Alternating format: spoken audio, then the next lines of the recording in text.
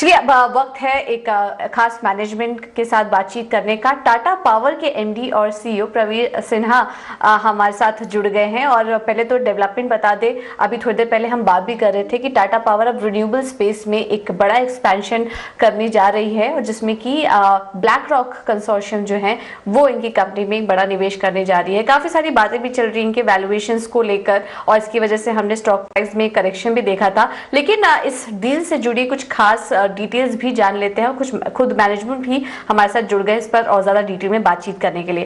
तो प्रवीर जी, बहुत बहुत शुक्रिया आज समय देने के लिए अपना। तो सबसे पहले तो इस डील के बारे में हम समझना चाहेंगे, और आपने जो फंड जुटाए हैं इसके जरिए, उससे मुबादला को मैनेजमेंट में क्या कोई सीट मिलेगी, और क्या आगे भी कोई फंड जुटाने की योजना है कंपनी की?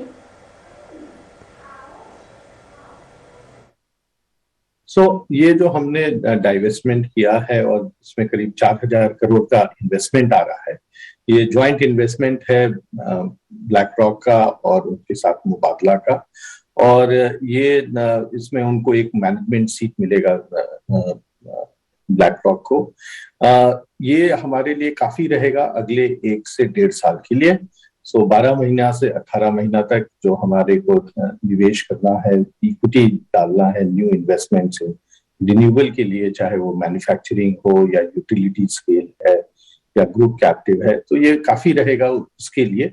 और यदि उसके आगे हमें जरूरत होगा तो उस समय हम इस पे विचार करेंगे और देखेंगे कैसे एडिशनल इन्वेस्टमेंट लाया जाए। प्रवीर जी नमस्कार, मैं सृष्टि बात कर रही हूँ। मैं आपसे वैल्यूएशन को लेकर बात करना चाहूंगी। देखिए उस पर आपका क्या कहना है, क्या टेक है, क्योंकि मार्केट्स को इतना पसंद नहीं आ रहा है, but as a company, as a management, आप क्या उस पर कमेंट करना चाहेंगे? ये वैल्यूएशन को आप 2 तरीके से देख सकती हैं कि ये जो वैल्यूएशन हमें मिला है रिन्यूएबल के लिए, इस तरह का वैल्यूएशन किसी को नहीं मिला है। ये सबसे ज्यादा वैल्यूएशन है और ये बेंचमार्क वैल्यूएशन है आज के दिन में। सेकेंडली, ये वैल्यूएशन हमें लॉन्ग टर्म पर्सपेक्टिव से देखना है कि ये किस तरह से हमें सक्षम बनाएगा ग्रोथ के लिए, और हम कैसे इस वैल्यूएशन के बेसिस पे जो आगे हमारा फ्यूचर ग्रोथ प्लान है उसको कैसे सपोर्ट करेगा। कोई भी valuation on stand alone basis नहीं देखना चाहिए, बट मोर फ्रॉम कि ये एक ट्रेंड सेट करेगा फ्यूचर ग्रोथ के लिए, फ्यूचर वैल्यूएशन के लिए। एंड इसमें बड़े सारे कंपोनेंट्स हैं बिजनेस के, इंक्लूडिंग ईवी। उसका मेन जो रिजल्ट्स है वो अगले 2-3 साल में आने लगेगा, और तब आप देखिएगा कि इसका वैल्यूएशन और भी बेहतर होगा। बिल्कुल। तो वैल्यूएशन पर भी आपकी सफाई आई, जो कि स्ट्रीट इसको काफ़ी ज़्यादा क्लोजली वॉच कर रही थी। तो इस पर भी आपने जो कमेंट किए उस पर हम आगे और वॉच करते रहेंगे। चलिए आपसे ये भी जानना चाहेंगे सर कि रिन्यूएबल स्पेस जो है वो काफ़ी बड़ा सेक्टर है, उसमें सोलर, विंड, हाइड्रो, काफ़ी सारे स्पेसेस हैं। तो इसमें कौन कौन सा सेक्टर है जहाँ पर कि आपको ज़्यादा ग्रोथ की संभावनाएं नज़र आ रही हैं? हमारे सब बिजनेसेस में, स्पेशली जितने भी रिन्यूएबल बिजनेसेस में काफी ग्रोथ आपने देखा होगा। हमारा ईपीसी बिजनेस जो पहले हम करीब 400-500 मेगावाट करते थे, अब हम 1000 करने लगे हैं, और गोइंग फॉरवर्ड ये उससे भी ज्यादा होगा। इसमें अब सिंस हम अपना ही ग्रुप में जो काम करेंगे, जो यूटिलिटी स्केल है, उसमें 2000 मेगावाट हर साल लगाएंगे। इसके साथ साथ बाहर का भी करीब 1000 मेगावाट करेंगे, तो 3000 मेगावाट का तो हम ईपीसी करेंगे, जिसमें 2000 इंटरनल है एंड 1000 बाहर का। इसके साथ साथ हमारा रूफटॉप काफी ग्रो कर गया है।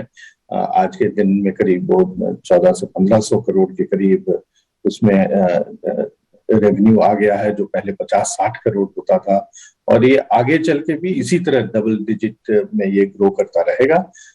हम उम्मीद कर रहे हैं कि हमारे जितना भी बिजनेसेस है रिन्यूएबल में, ये बहुत तेज रफ्तार से ग्रो करेगा, क्योंकि अब निवेश, इसमें जो निवेश भी आ रहा है, ये हमको असिस्ट करेगा कि हम ये जो ग्रोथ है इसको एक्सेलरेट करें।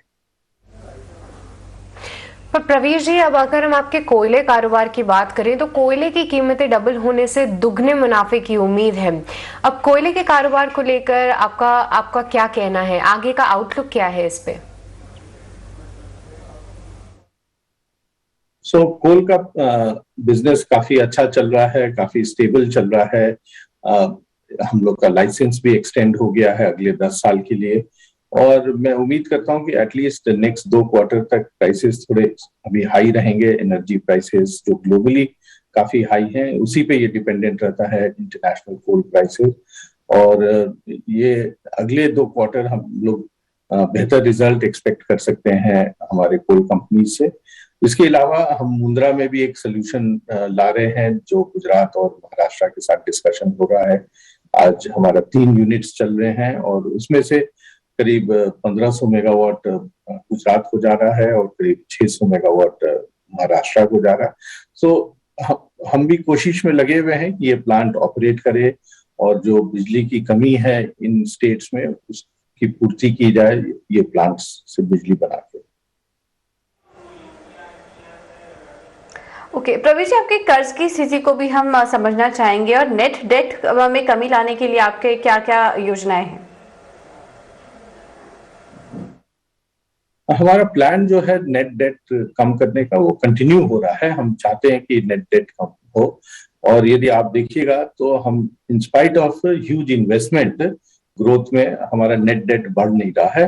तो पिछले साल करीब हम 40,000 पे थे, हम उसको उसके बाद 6,000 का हमने निवेश किया पिछले 1 साल में हमारे डिस्ट्रीब्यूशन बिजनेस में, ट्रांसमिशन में, रिन्यूएबल में, और उसके बावजूद भी हमारा नेट डेट वर्चुअली वहीं पे रह गया। तो हमने जो डाइवेस्ट किया था, हमने शिपिंग बिजनेस में हमने डाइवेस्ट किया था साउथ अफ्रीका का, वो पैसा आया और उसको यूटिलाइज किया हमने अपने ग्रोथ में।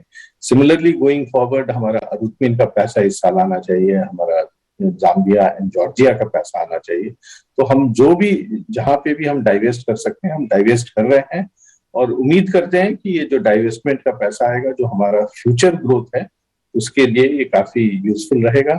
इसके साथ साथ कंपनी भी परफॉर्म अच्छा कर रही है। इसका हमारा जो इबिटा जो आता है उससे हम जो पुराना लोन लिए हुए हैं उसको कम करते हैं। इसके साथ साथ हम जो नए निवेश करते हैं उसके लिए उसको यूटिलाइज करते हैं। सो आप देखिएगा कि in spite of such huge investment हमारा नेट डेट बढ़ नहीं रहा है, और ये इसलिए क्योंकि जो डाइवेस्टमेंट किया वो पैसा हम पूरी तरह से यूटिलाइज कर रहे हैं। ठीक है प्रवीर जी, मेरा आखिरी सवाल आपसे ही रहेगा कि इस साल अगर बात करें तो गर्मी रिकॉर्ड स्तरों पे पड़ने की आशंका बताई जा रही है। टाटा पावर क्योंकि बहुत इंपॉर्टेंट प्लेयर है, इस साल उत्पादन बढ़ाने को लेकर आपकी क्या स्ट्रैटेजी है और इस समस्या को टैकल करने के लिए कंपनी क्या कुछ स्टेप्स उठाएगी? बिल्कुल सही आपने बताया कि देश में काफी बिजली की कमी चल रही है, और ये इसलिए चल रही है क्योंकि गर्मी बहुत जल्दी आ गई। नॉर्मली इस तरह की गर्मी हम लोग मई जून में देखते हैं, इस बार तो मार्च में ही ये शुरू हो गया। इसके साथ साथ हमारा इंडस्ट्रियल प्रोडक्शन काफी जोर पकड़े हुए है। हमारे कमर्शियल एस्टैब्लिशमेंट्स, रेजिडेंशियल, फार्मिंग में बहुत जरूरत पड़ रहा है बिजली का, बिकॉज गर्मी जल्दी आ गई है। सो इसलिए आप देखिएगा कि इस साल थोड़ी सी परेशानी रहेगी बिजली की गोइंग फॉरवर्ड, बट हमारे जितने भी प्लांट्स हैं देश में पूरा वो कोशिश कर रहे हैं कि मैक्सिमम जनरेट कर पाए। कोल इंडिया और रेलवेज पूरी तरह से उनको मदद कर रहा है in transportation of coal, but इस तरह का ग्रोथ एक्सपेक्टेड नहीं था, इस तरह की गर्मी एक्सपेक्टेड नहीं थी, एंड इसलिए ये थोड़ा सा एबरेशन अभी आप देख रही है शॉर्टेज का। ऑलराइट, तो मैक्सिमम जनरेशन करने की कोशिश रहेगी कंपनी की। चलिए प्रवीर जी, बहुत बहुत शुक्रिया समय देने के लिए, कंपनी की इस डील पर और वैल्यूएशन पर भी डिटेल में हमारे साथ और हमारे दर्शकों को समझाने के लिए बहुत बहुत शुक्रिया आपका। चलिए फिलहाल इस शो में इतने ही सवालों को हम शामिल कर पाएंगे। अविनाश जी, आपका भी बहुत बहुत शुक्रिया समय देने के लिए, और सौरभ आपका भी बहुत बहुत धन्यवाद तमाम क्वेरीज पर अपनी राय देने के लिए। तो फिलहाल मुझे और सृष्टि को दीजिए इजाजत, एक छोटा सा ब्रेक लेंगे यहाँ पर, लेकिन ब्रेक के बाद आपको बताइए कि कमोडिटी मार्केट में किस तरह का एक्शन देखने को मिल रहा है। एक छोटे से ब्रेक के बाद। नमस्कार।